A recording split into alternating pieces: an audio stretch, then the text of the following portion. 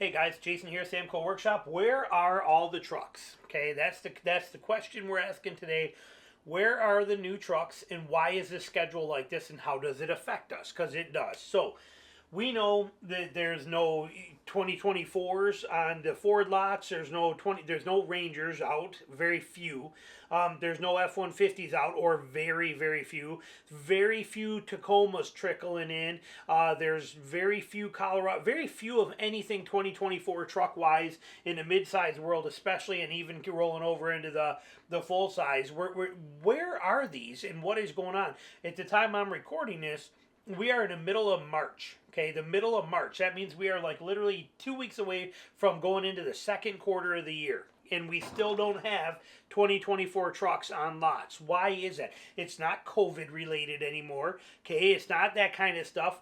What's the reason for it and how does it affect you? So, first of all, let's talk about the problem. Let's look right here at the problem. What is the problem? Problem is suppliers and issues. Okay, and it's what it was during COVID and that kind of stuff too. It's the suppliers are the bane of all automotive manufacturers. I don't know why they don't figure this out and start building their own houses and their own supply parts and their things like that. But it's stupid. The tier 1, tier 2 suppliers, they all suck. I've said that before. But suppliers are the biggest issue.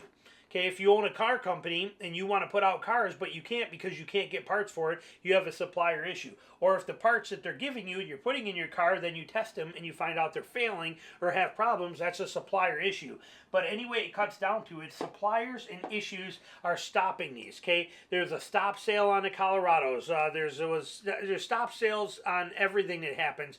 There was holdbacks. The Toyota Tacoma 2020 Tacoma four-wheel drive models, they're on hold right now, okay? Everything is on hold. The Ranger has, like I said, they stopped producing them for like a long time because of whatever reason. I don't even know what goes on, but it all relates to suppliers and issues. That's the problem. What does that mean? So what has happened here for those of you guys that are new to this stuff? Maybe buying your first new car or just getting around to getting a new car after a bunch of years. What does this mean versus how things are now versus what they were before all this crap happened? Let's look at it and we'll see how you suffer. Current schedule, as we see right now, if you want to buy a mid-size truck or a 2024 truck, okay, Gladiators, there's no Gladiators on the lots yet. Well, actually, I think they're starting to show up now. But again, we are in the middle of March. We are halfway through the first quarter. Current schedule for 2024 trucks, most of them, the majority, especially in the mid-size world, April or May of 2024 is when they're hitting dealer lots. That's unacceptable. Unacceptable. A normal schedule, how it's been for all these years in the past, okay? Not last year, pre-COVID years, but all the years before suppliers started sucking at their jobs real bad. But before that, we had a normal schedule, which meant the 2024s would have been out in September or October of 2023. That's when all the new models start showing up. What did that mean? That meant that you had all these year-end deals, okay? These right here, these beautiful, beautiful year-end deals that would be on the existing ones that are already out there. It was gorgeous. So you knew September, October was a great time to buy a truck because it was out with the old, in with the new, and the olds were given tremendous discounts and rebates. Those days are gone because there is no more year-end deals because the 2024 doesn't come out in 2023 at year-end like it did before. It comes out almost in the second quarter of 2024. That's a major problem there. We lose a lot of deals. We get a lot of issues there. We also have 6 months of a model year gone. We've lost it. This is stuff that we have lost for us. These are where we pay the price for this, okay? Our 2024 is 6 months old before we get it. Let that sink in. They're charging you for a 2024, but it's 6 months old. Let me put it into a different perspective. According to this schedule, which the way things were, your 6 month loss of this one really means, based on that schedule, you are only 3 months from when you would normally get a 2025, okay? What that means is, yes, we lost 6 months of 2024, but before all this BS stuff right here, it meant that really 3 months from now, we should be able to start thinking about getting a 2025.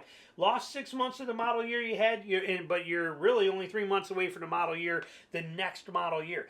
What does that do for us? Well, it's got problems here. The lack of inventory is one of them, and that causes some issues, but we still have no year-end sales. We're still 6 months of lost vehicle time. So it used to be where how it would work is in 2024, or I could buy a 2024 model. Okay, this was like 2019, but we're using the same example. I would be able to buy a 2024 model, even order it and get it and have it delivered in September, October of 2023. I could drive it for 18 months, sell it in 2025, and when I sell it, my value of it is high because it's technically a 1-year-old vehicle. Because it's a 2024 being sold in 2025.